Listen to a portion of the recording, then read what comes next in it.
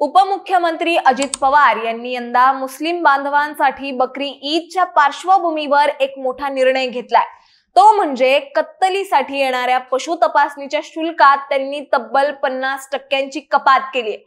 पशुवध गृहातील तपासणी शुल्क हे 200 रुपयांवरून थेट 100 रुपये करण्याचा हा निर्णय मुस्लिम समाजासाठी दिलासा देणार आहे। पण प्रश्न असा आहे, हा निर्णय खरंच समाजहितासाठी आहे की यामागे अजित पवारांचा मुस्लिम वोट बँकेवर डोळा आहे आणि यामुळे त्यांची प्रतिमा मुस्लिम समाजात खरंच उंचावणार आहे का, याबद्दलच आपण सविस्तर जाणून घेणार आहोत या व्हिडिओच्या माध्यमातून। त्यासाठी व्हिडिओ शेवटपर्यंत नक्की बघा।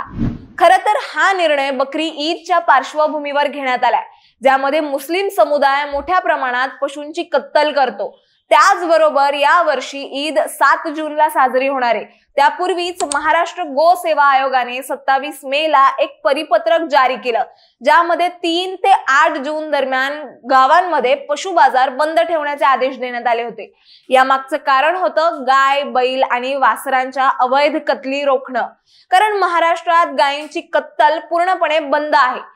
या परिपत्रकावर विरोधी पक्षांनी आक्षेप घेतला आणि सरकारने ते मागे घेतल्याचा दावा केला, पण गो सेवा आयोगाने असा कोणताही आदेश मागे घेतला नसल्याचं स्पष्ट केलंय।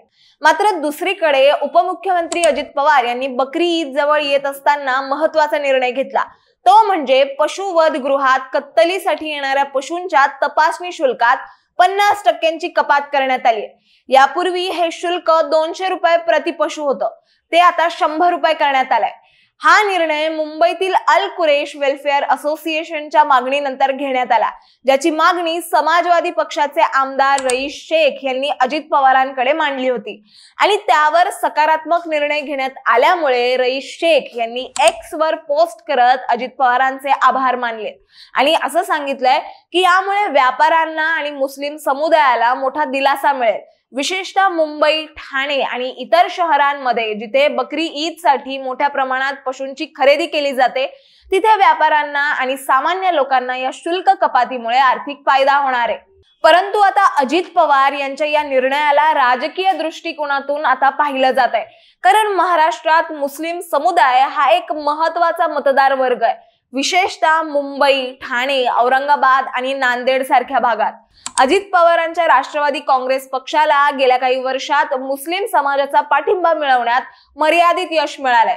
त्यांच्या पक्षाची प्रतिमा प्रामुख्याने मराठा आणि ग्रामीण मतदारांशी जोडली जाते, पण या निर्णयामुळे अजित पवार मुस्लिम समाजात आपली प्रतिमा सुधारण्याचा प्रयत्न करत असल्याची चर्चा राजकीय वर्तुळात रंगली आहे। लोकसत्ता या वृत्तपत्राने असा दावा केलाय की अजित पवारांनी या निर्णयाद्वारे अल्पसंख्याक समुदायात आपली पकड मजबूत करण्याचा प्रयत्न केलाय।